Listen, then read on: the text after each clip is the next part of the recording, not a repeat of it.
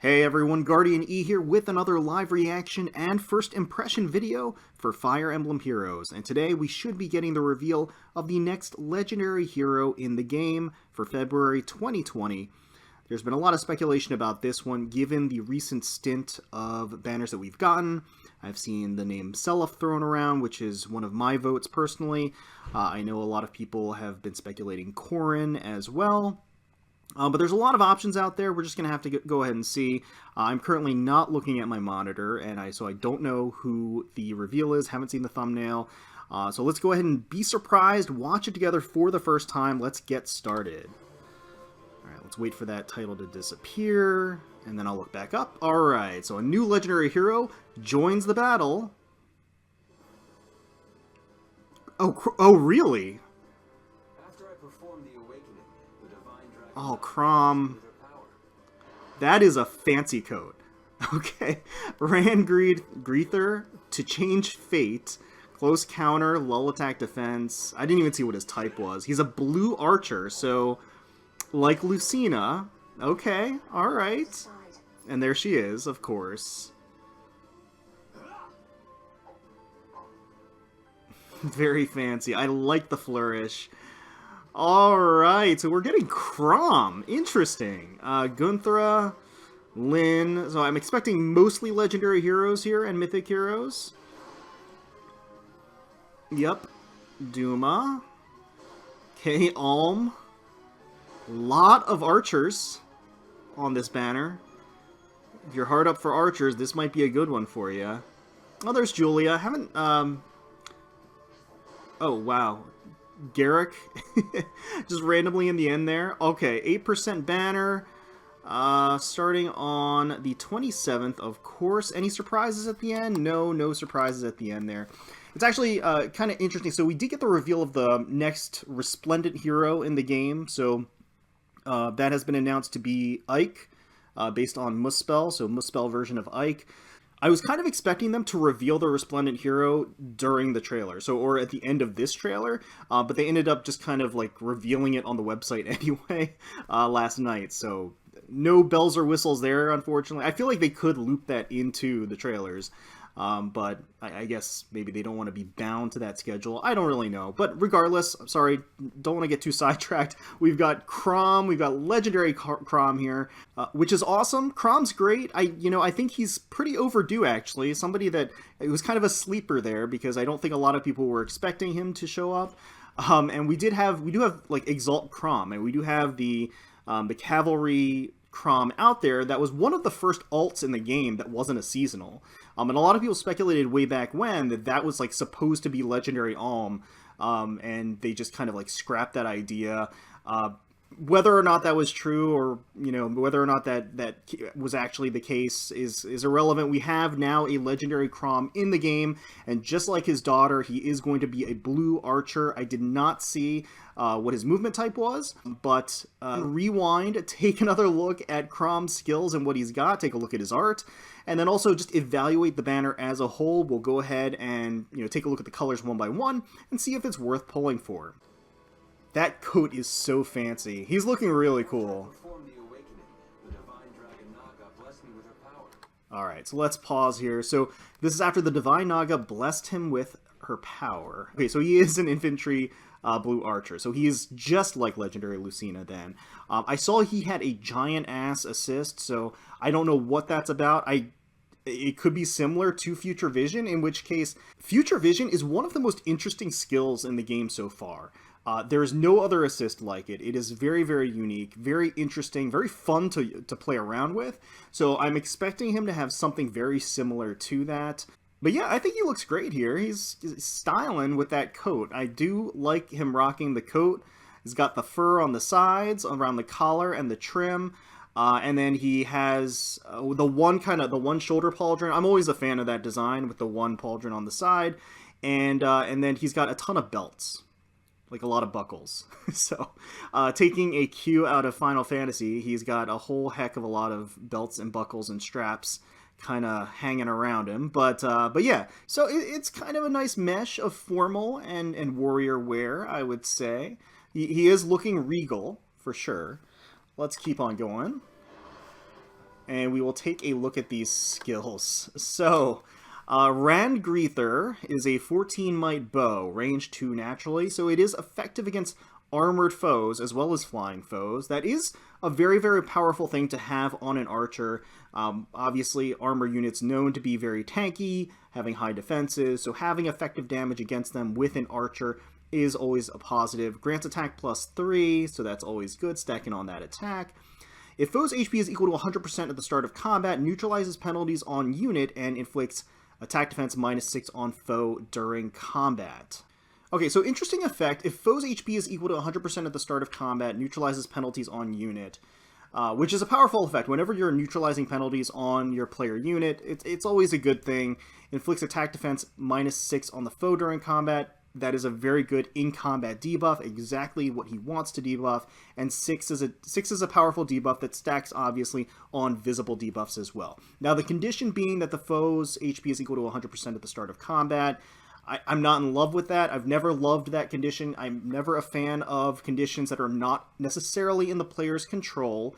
Again, you have some control over it, because obviously the first engagement, in most cases, you're going to have your foe at 100% HP. But at the same time, so, it's going to be one of those effects that you're not going to have too much of a difficulty to meet. But again, I don't like there being some element of it not controllable, or really all of the element being uncontrollable. Maybe that's just me, maybe that's just a personal thing, but that's just kind of how I feel about that. That said, out of the gate, his bow is much better than Lucina's. As far as I can remember, I don't remember exactly what Lucina's does, but my recollection is that his is a lot more robust. Him having armor effectiveness on the bow itself is just a powerful effect. I mean, that alone makes it a powerful asset. Alright, so moving on to his assist, to change fate. Moves target ally to opposite side of unit, and grants another action to unit. Grants attack +6 to unit and pair-up cohort for 1 turn, and inflicts isolation on unit and pair-up cohort through their next action. Does not stack. Alright, so let's break that down. So moves ally to opposite side of unit. It's Chrom, pulling the unit back and defending them, putting himself in front.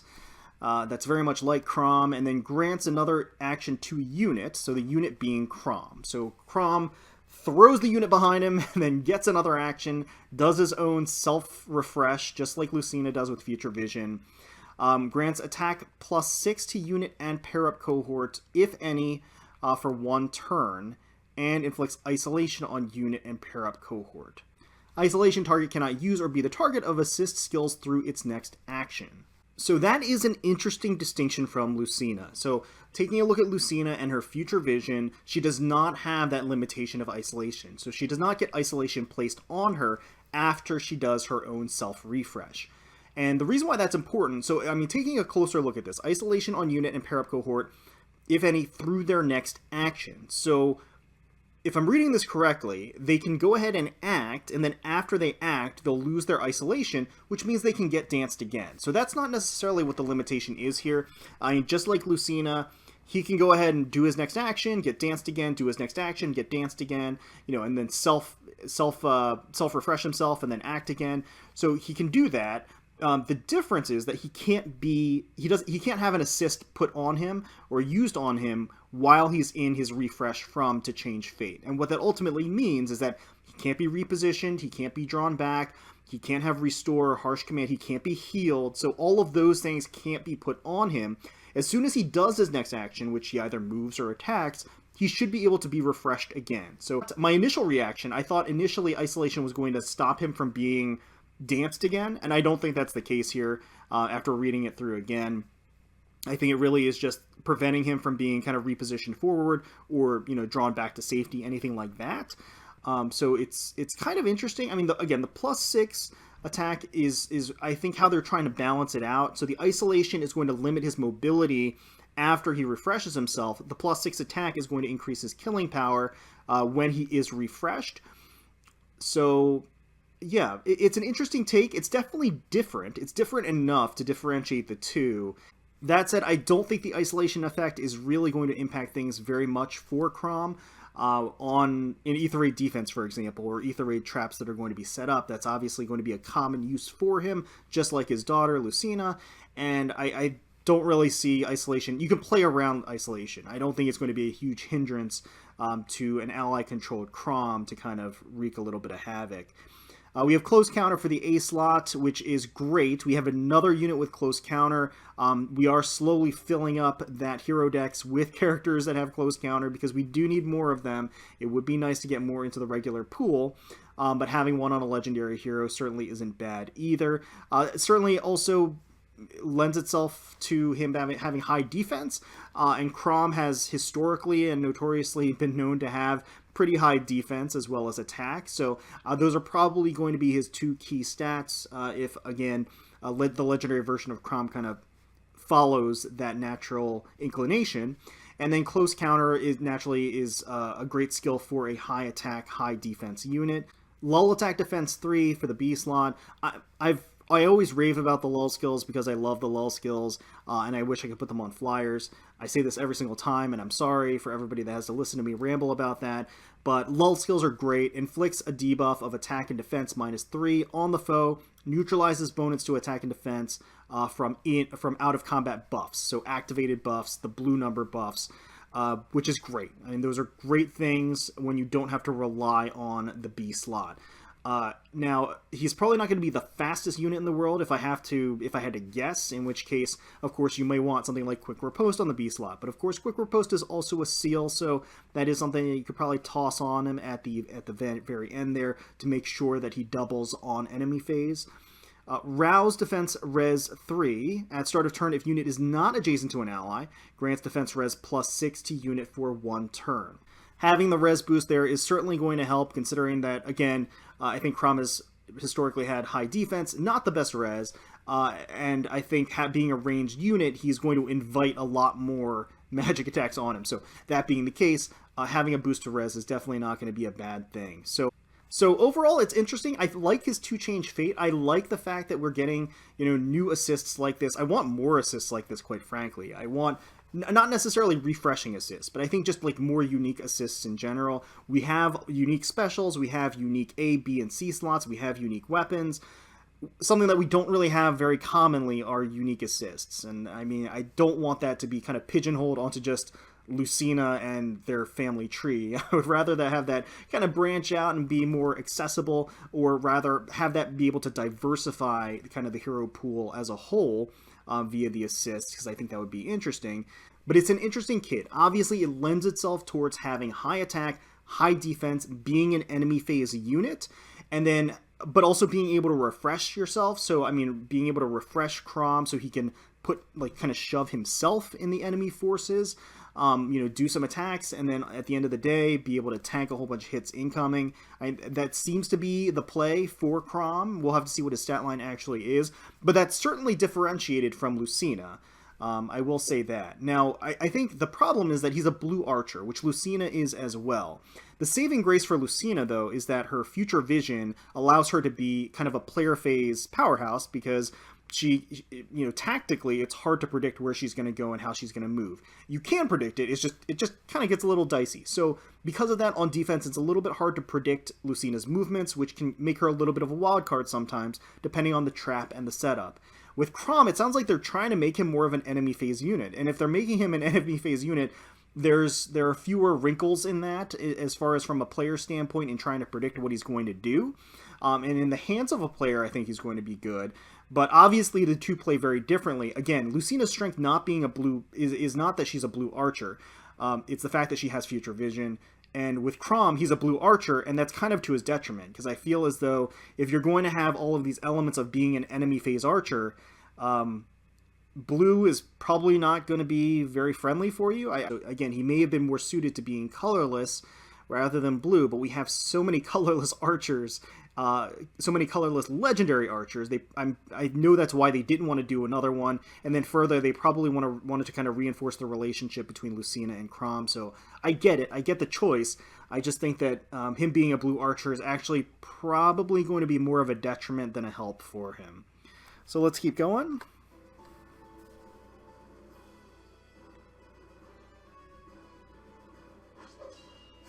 See if that's 0 damage. Yeah, that sounds about right. Alright, so pairing up. I really do like the little, and even like his final pose at the end there with his like, it's kind of bent low. All right, so Gunthra, Lyn, Erica, Azura, Duma, Alm, Corrin. Okay, so we are getting a Corrin on this banner, guys. All right, Julia. Okay, Fina and Garrick. They kind of tossed Fina and Garrick in there like really quick. Even the animation was cut off, if you noticed. Like they didn't even let Fina finish. They just kind of like stopped and immediately like jumped to Garrick. Okay. All right, so let's take a look here. Obviously, Chrom is going to be blue. It's interesting that they did not put Lucina on this banner, so Lucina does not get to be with her father, unfortunately. But alongside Chrom is going to be Azura and Julia. So blue is actually looking pretty good. I was harping a little bit on Chrom, but again, I think he's still going to be strong. It's just a little bit unique and maybe somewhat inconsistent in what he is like supposed to or trying to do. But I still think he's going to be strong, and legendary heroes in general are always useful to have. And then again, he comes paired alongside legendary Azura, who, you know, for a lot of people would consider to be a game changer, a very, very powerful dancer asset. And then Julia as well, extremely powerful mage. Overall, pretty good color, I have to say. Let's take a quick look at green next. So for green, we're going to have Lyn, so legendary Lyn, Gunthra, and Garrick. Oh boy, that is a lackluster color if I've ever seen one. Those are two of the oldest legendary heroes in the game. For those of you who don't have them, you know, this maybe it's a color for you to pull on. Most people that have been pulling on legendary hero banners since their inception probably have one of those two. Actually, no, Lyn was given for free. So if you were playing back then, at the time where Lyn was given for free, then you have Lyn. And then Gunthra, again, you know, makes her appearance. She's one of the original legendary heroes very early on. Garrick. Garrick's cool. Garrick's great, but he's also non-limited, non-seasonal. You can get him on any banner as an off-focus. But if Garrick is really your target, you should be waiting for a 3-person banner to appear with Garrick as a focus unit and just be pulling on that. You don't want to be pulling on this one because the individual rate for each of these characters is lower than a 3-person banner. It's just that the other characters available on the color are generally very, very good. In this case, they are just kind of okay. So Lyn, Gunthra, Garrick, unfortunately that color green, I think, is pretty lackluster here, I have to say. If we go to red, we've got legendary Erica, as well as Fina, and then followed by Sothis. So Sothis is very, very good. I know a lot of people like using Sothis a lot. She is a very strong, powerful dragon on the battlefield. Legendary Erica is very decent. She can definitely be built to be a powerful force. And then we've got Fina here, who is non-limited, non-seasonal, in the regular pool, just like Garrick. So again, what I said to Garrick all applies to Fina as well. She is a dancer, and dancers are always useful. Having more dancers is always useful. But at the end of the day, if you want Fina, you probably want to wait for a 3-person banner to end up pulling for her. So as far as color ratings are concerned, blue is still right up there at the top. Sothis is kind of pulling the weight for red. So red is definitely below blue, I would say, and then way down towards the bottom is green. And then let's take a look at colorless. So for colorless, we have Duma, and then we have legendary Alm, and we have Fallen Corrin. So Fallen Corrin, like I was just talking about with Fina and Garrick, not limited and not seasonal, so you can get her at any point. Look for a 3-person banner where she's on there. Now, that said, Corrin is pretty unique and pretty powerful, so I would argue maybe that Corrin, out of the non-legendary and non-mythic heroes on this banner, is probably the better one. The best out of the 3, anyway. So that kind of helps. Legendary Alm is pretty amazing. And then Duma there, a lot of people hate on Duma. I think he has utility and unique utility, so I think he's worth having, is valuable to have, and especially during the appropriate season can really, really help in reducing your lift loss potentially. So he has his uses too. I would probably put colorless on the same level as red, if not even a little bit above red potentially. Sothis is carrying red, just like maybe Alm is carrying colorless, but at the same time, I think Colorless also just, I mean, has Corrin, who is strong, and Duma, who is useful. So that has utility outside of just like straight up combat. So I mean, those are the kind of the reasons why I would kind of rank things as blue at the top, followed by colorless, and then right behind it is red. They're almost neck and neck, and then down towards the bottom is green, unfortunately. Now allow me to just reinforce and reiterate that I'm just talking about their power level, their skills, their abilities, what they bring to the table as far as uniqueness. That's all I'm taking into consideration. If Lyn and Gunthra and Garruk are your favorite characters in the game, then you should pull on green. Absolutely pull on green. Pull for your favorite characters without a question. That prioritizes over everything else, in my personal opinion. So as long as you have at least 2 characters in a color that you would want to pull on, feel free to pull on that color. If you want at least Lyn and Gunthra out of green, pull on green. If you want at least Sothis and Erica on red, then pull on red. Again, as long as you want 2 of those characters, that makes basically a legendary hero banner and sniping on a legendary hero banner better than a regular 3% banner, because you're okay equally with getting at least 2 of the units on a specific color. Alright, so again, starting on the 27th and then until March 5th, Legendary Heroes are here, featuring Legendary Hero Chrom, Crowned Exalt. Chrom looks great. I really like his art. I love the asymmetry thing that they have kind of going for him, which was kind of his thing in his original design as well. He kind of had a little asymmetricality going. So I do like the way he looks. I think he's going to be interesting and unique, and those are kind of the most important things, the priorities for me. I don't think there are enough units on this banner that I'm missing that I can use to justify pulling on this. And around the corner is the Spring banner, which I'm always a fan of. That was the first seasonal banner in Fire Emblem Heroes, and so that has kind of a special place in my heart from when we started the game, and I'm looking forward to it, and I look forward to it every year, and I'm hoping that it's a good one. So I think I'm going to be saving my orbs probably for that. We'll see what that reveal ends up bringing with us, but I am excited that Chrom's in here, and that Chrom is a legendary hero. A little overdue, maybe, that some people might say, and a little kind of out of left field. Again, I feel like a lot of people were vouching for Corrin. A lot of people were suggesting that it could be one of the older lords like Seliph. So, but we ended up getting Chrom, and that's a great addition to the Legendary Hero cast. So let me know in the comments below if you're excited for this banner, if you're excited for Legendary Chrom, and if you're going to be pulling. If you are going to be pulling, let me know which colors you're going to be shooting for. Hopefully you guys enjoyed the video. If you did, please feel free to leave us a like, comment, and subscribe to the channel for more Fire Emblem Heroes content. We thank you all so much for watching and taking time out of your day to spend with us. We really, really do appreciate it. And until next time, let's protect those skies.